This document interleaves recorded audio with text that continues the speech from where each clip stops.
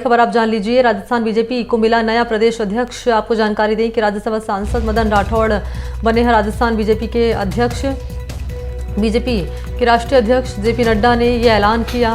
BJP प्रभारी सह प्रभारी की नियुक्ति भी की गई है। राधा मोहन दास अग्रवाल को राजस्थान बीजेपी का प्रभारी बनाया गया है। विजय राहटकर को बनाया गया सह प्रभारी। सीएम भजनलाल शर्मा ने बधाई दी है।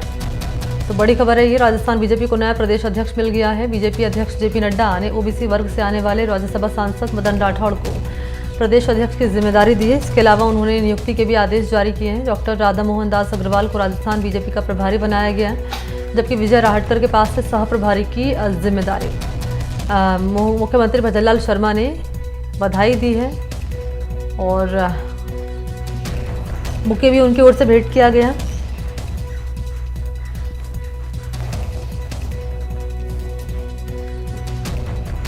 तो बड़ा ऐलान किया गया है। राजस्थान बीजेपी को नया प्रदेश अध्यक्ष मिल गया।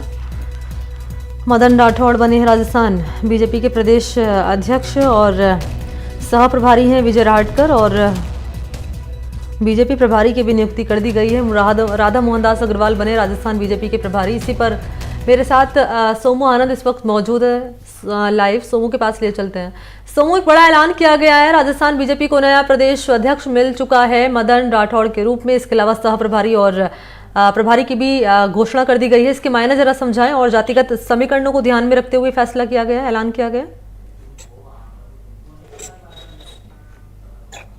बिल्कुल मणि, देखिए इसके कई सारे राजनीतिक मायने हैं, लेकिन उससे पहले एक दिलचस्प किस्सा जानिए मदन राठौड़ के बारे में। मदन राठौड़ इससे पहले विधायक रहे हैं और वहां वो सचेतक की भूमिका में भी विधानसभा में रहे हैं। इस बार पार्टी ने उनको टिकट नहीं दिया विधानसभा का टिकट वो चाहते थे। निर्दलीय मैदान में कूदने की कोशिश की, लेकिन एक फोन आया और फोन पर कहा गया कि आप चुनाव मत लड़िए निर्दलीय, आपके बारे में पार्टी सोचेगी।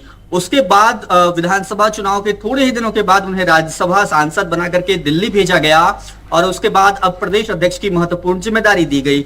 निश्चित रूप से जो फोन आया था वो फोन कितना महत्वपूर्ण था यह समझा जा सकता है कि उन्होंने कहा कि विधानसभा का चुनाव न लड़ो, और मदन राठौड़ ने विधानसभा का चुनाव नहीं लड़ा और आज उनके हाथ में अब प्रदेश भाजपा की कमान है और राज्यसभा के सांसद तो वो है ही। अब आते हैं इसके राजनीतिक मायनों पर। देखिए, जब विधानसभा चुनाव के परिणाम आए थे और उसके बाद भजनलाल शर्मा को मुख्यमंत्री बनाया गया था, उसके बाद से ही कमोबेश यह तस्वीर साफ हो गई थी कि पार्टी में संगठन में जो है फेरबदल होगा, क्योंकि दोनों ही प्रमुख पदों पर, एक मुख्यमंत्री के पद पर और भारतीय जनता पार्टी के प्रदेश अध्यक्ष के पद पे, एक ही जाति यानी ब्राह्मण जाति के से आने वाले व्यक्ति नहीं हो सकते। पार्टी को कई सारे सामाजिक समीकरण साधने थे और उसी सामाजिक समीकरण साधने की परिणति में अब ये फैसला आया है, जहां पर मदन राठौड़ को, जो कि मूल ओबीसी वर्ग से आते हैं, उनको साधने की कोशिश में अब उनको प्रदेश अध्यक्ष बनाया गया है। पिछले कई दिनों से हमने देखा कि दिल्ली में जिस तरह से भारतीय जनता पार्टी के प्रदेश स्तर के नेता यानी कि सीपी जोशी, जो कि पूर्व प्रदेश अध्यक्ष रहे, और उनके साथ साथ मुख्यमंत्री भजनलाल शर्मा, दोनों ने पार्टी संगठन के महत्वपूर्ण लोगों से मुलाकात की थी और उसी दौरान ये साफ हो गया था कि पार्टी संगठन में अमूलचूल बदलाव होने हैं, जिसकी शुरुआत जो है अब मदन राठौड़ को प्रदेश अध्यक्ष बना करके की गई है। क्योंकि मदन राठौड़ ओबीसी समुदाय से आते हैं और ओबीसी समुदाय कम से कम मान के चले 50% राजस्थान में है, तो और उपचुनाव भी नजदीक है सोमू आनंद, तो एक इस फैक्टर्स को ध्यान में रखते हुए भी ये ऐलान किया गया। और बाकी की अगर बात कर ली जाए सह प्रभारी की और प्रभारी की, तो इसके मायने भी समझा दीजिए जरा।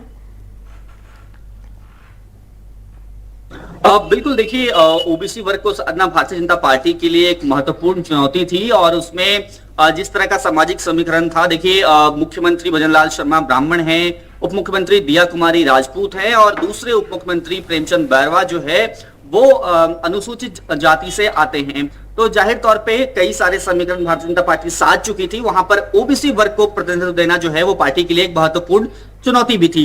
हालांकि भागीरथ चौधरी को केंद्र में मंत्री बना करके जाट वर्ग को साधने की कोशिश जरूर की थी, लेकिन मूल ओबीसी वर्ग का उत्तर प्रतिनिधित्व मिल नहीं पाया था। तो अब जो ये फैसला हुआ है, तो निश्चित रूप से इसमें इसका अक्स देखा जा सकता है कि पार्टी किस तरह से सभी वर्गों को साधने की कोशिश कर रही है, तमाम सामाजिक समीकरण साध रही है, क्योंकि अभी जो विधानसभा के उपचुनाव होने हैं 5 सीटों पर, उस पर भी इसका प्रभाव पड़े और आने वाले दिनों में पार्टी संगठन इस तरह से काम करे कि समाज के सभी हिस्सों में यह संदेश जाए कि भारतीय जनता पार्टी सबको साथ लेकर के चल रही है। निश्चित तौर पर एक यूनिटी का संदेश देने की भी यहाँ पर कोशिश की जाएगी कि पार्टी सबको साथ लेकर चल रही है, और उपचुनाव को ध्यान में रखते हुए भी ये ऐलान किया गया है। सोमू, आप रहिएगा।